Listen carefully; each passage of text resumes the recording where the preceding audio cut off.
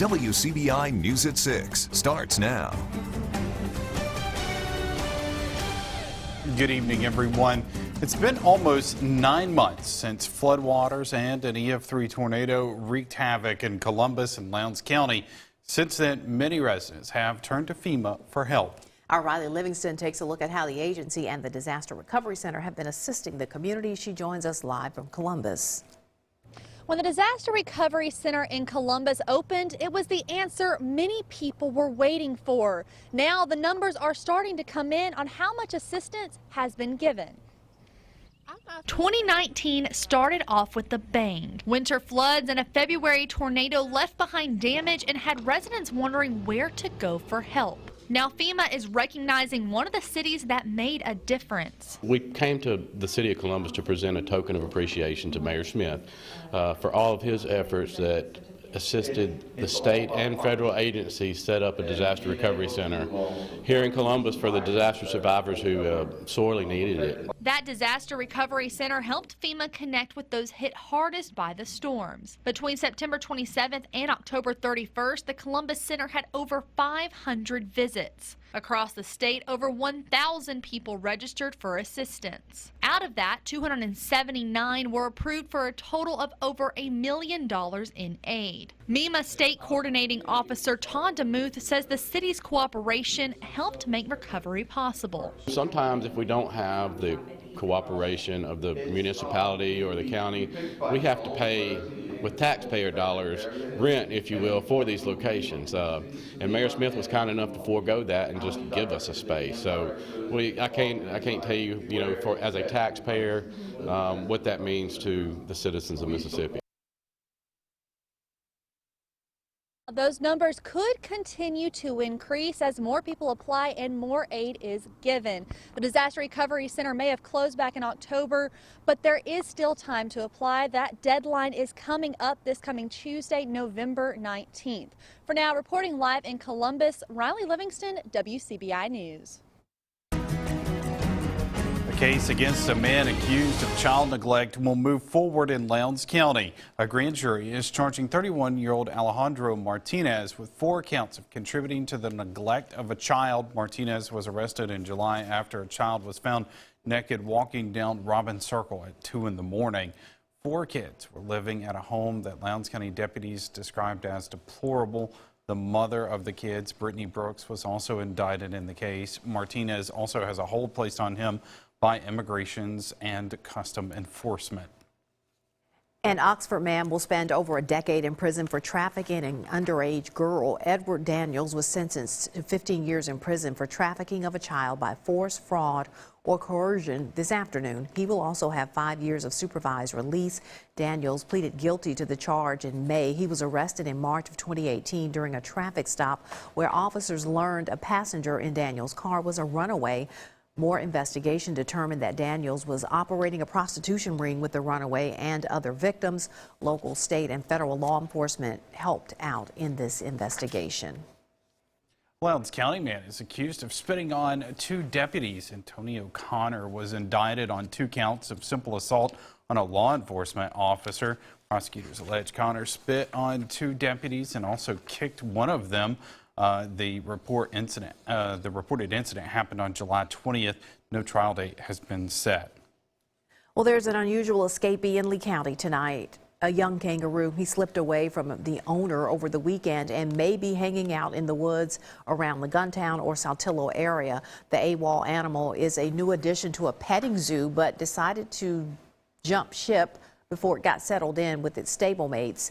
John Mark Johnson stresses that if you spot the kangaroo, please don't try to approach it. Instead, give him a call at that number you see there on the bottom portion of your screen.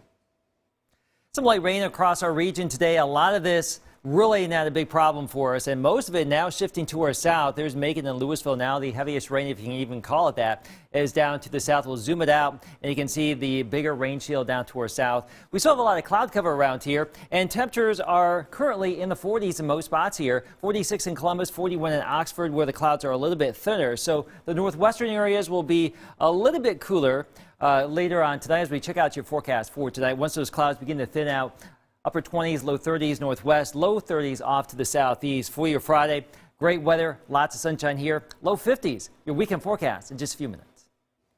Well, there are hundreds of thousands of college students on campuses all across the United States. All of them are juggling assignments and deadlines, but many of them are also struggling with daily needs. Food insecurity is a growing issue among students. Our Stephanie Pohl joins us live in the studio with more about what Mississippi State is doing to ensure students know where their next meal is coming from. Stephanie?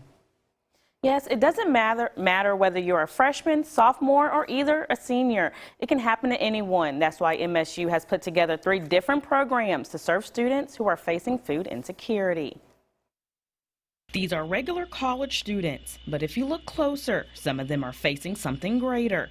Food insecurity. It's hard to be successful in class if you're hungry. Vice President of Multicultural Affairs, Dr. Regina Hyatt, says a new program is helping them clear that obstacle. Maroon Meals is a notification program that students can access by downloading the Mississippi State app, and then they can turn on through the app the Maroon Meals notifications. Whenever we have an event on campus, the staff member or faculty member who's coordinating that event can literally send out a notification at the conclusion of their event to say there's food available. So far, 350 students have signed up. Students are alerted what kind of food is available, where it's available, and for how long it will be available. We don't want students to be making choices about whether they can eat that day or pay their light bill or their tuition bill or their rent.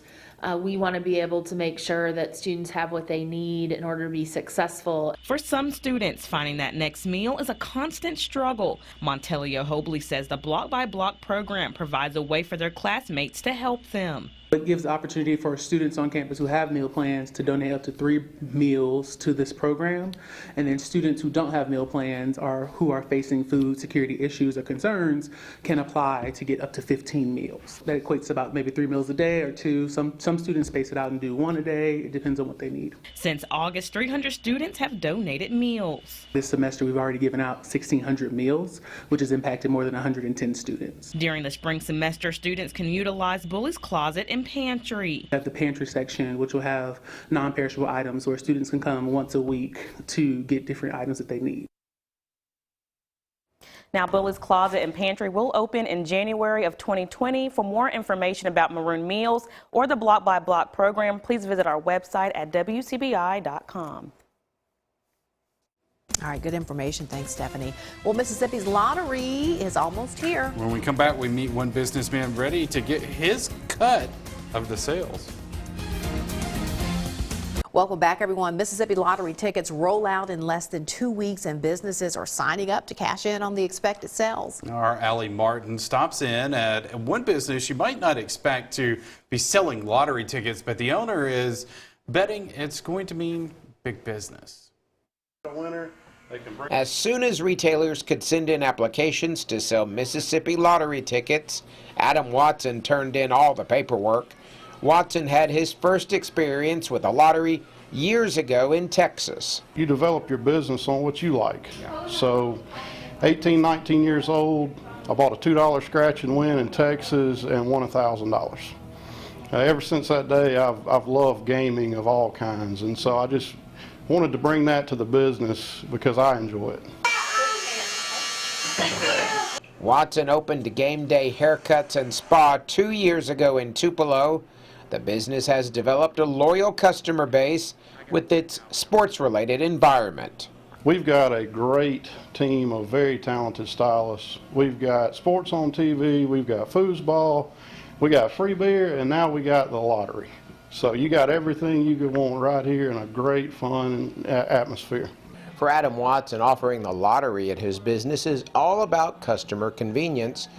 He's not worried that a customer will come in and spend money on a lottery ticket instead of getting a haircut. In fact, he says a customer could come in, buy a winning lottery ticket, redeem it, and spend even more money at Game Day Haircuts and Spa. It's very possible for somebody to come in and spend $1, $2, $10 on lottery tickets and win enough money to cover this trip and the next 5 trips that they come to our store.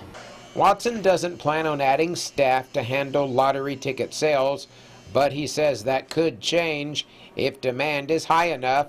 Sales of scratch-off tickets start November 25th. In Tupelo, Allie Martin, WCBI News.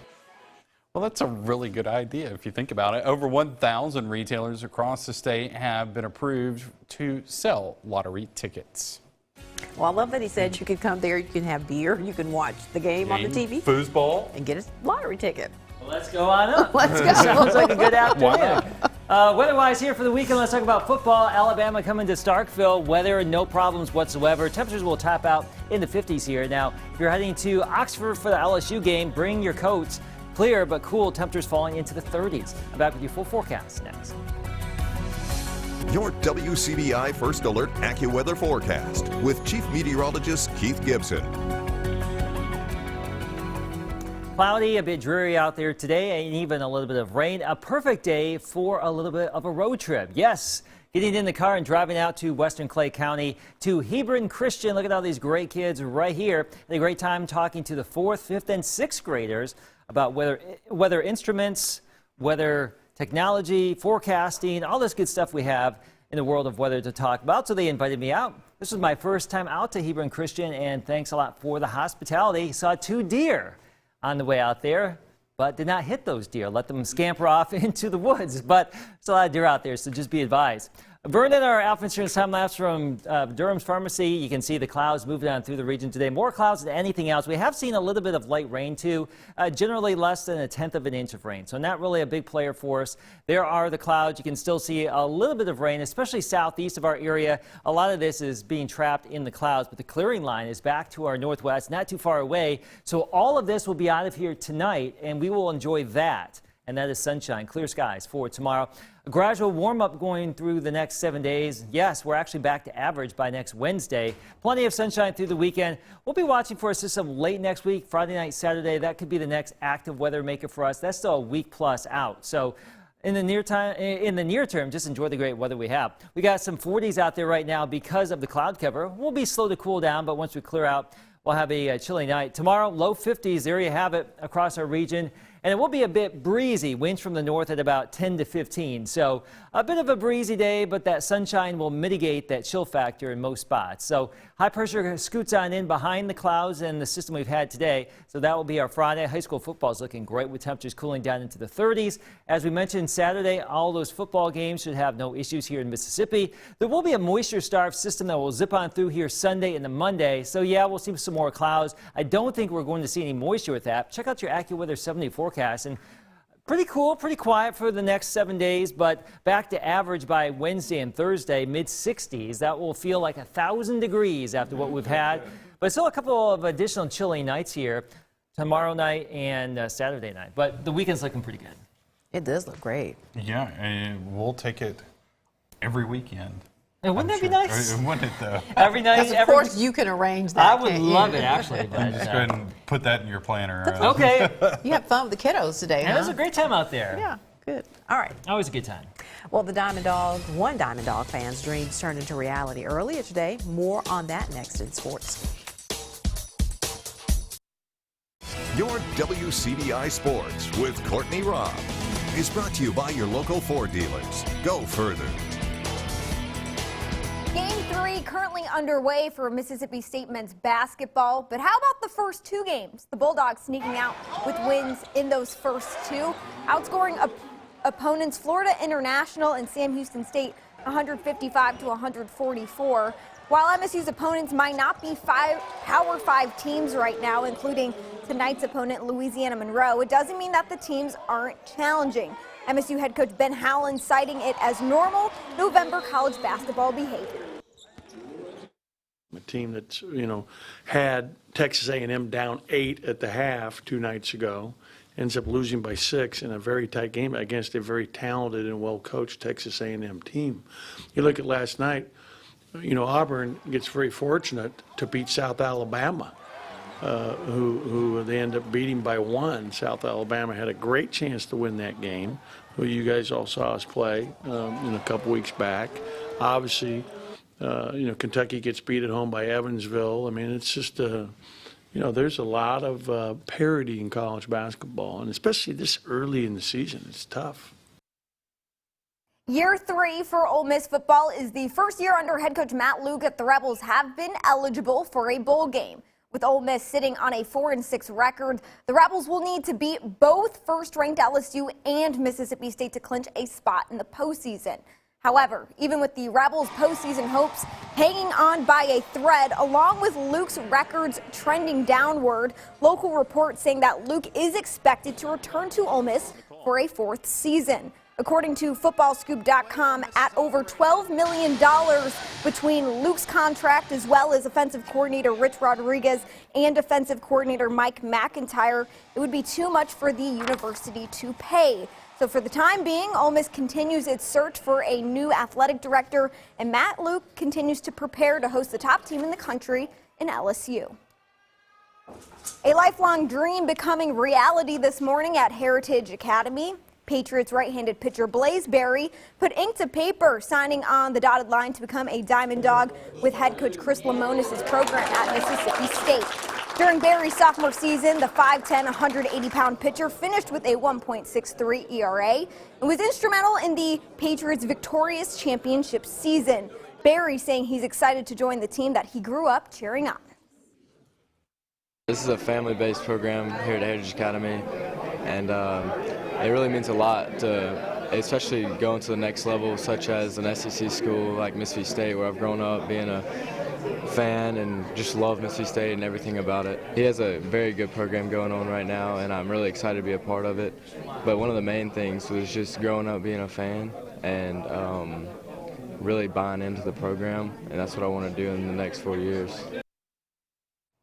The signing celebrations don't stop there. They continue on in Amory, where catcher Adden Johnson makes it official by signing on to continue his career with Meridian Community College as a future Eagle. The 6', 180-pound catcher holds a .338 batting average, 17 RBIs, and a 971 fielding average. Some pretty impressive stats, if I do say so myself. Speaking of impressive, Blaze Berry, that name really rocks. That's a baseball. I was just saying, it's a baseball name. You name your child that, you're expecting them to grow up and play America's favorite pastime. And really, how cool is it that he grew up watching baseball, watching the Bulldogs play, and now You get to go play. Living only 20 miles away and now getting to continue right here at home. It's Very always cool. special. Love the signings. Yeah, under the lights of Duty Noble. All right, stay with us. We'll be back. Up at Bat Blaze. Easy street here in the weather department right now after the showers and clouds get out of here tonight. We're looking at tons of sun for the weekend, gradually warming back to average by the middle of next week. I think we're all going to be watching for deer on the way home. I know. That's Thanks, what we were Courtney. talking about during the break. We were also talking about, we'd love to share with you what we talk about, how we got our names. Well, our production assistant, Luke, says that his parents were between Tucker and Luke, so he got Luke, The and dog. the dog The dog got got Tucker. Tucker. We love you, Luke. Good night, everybody.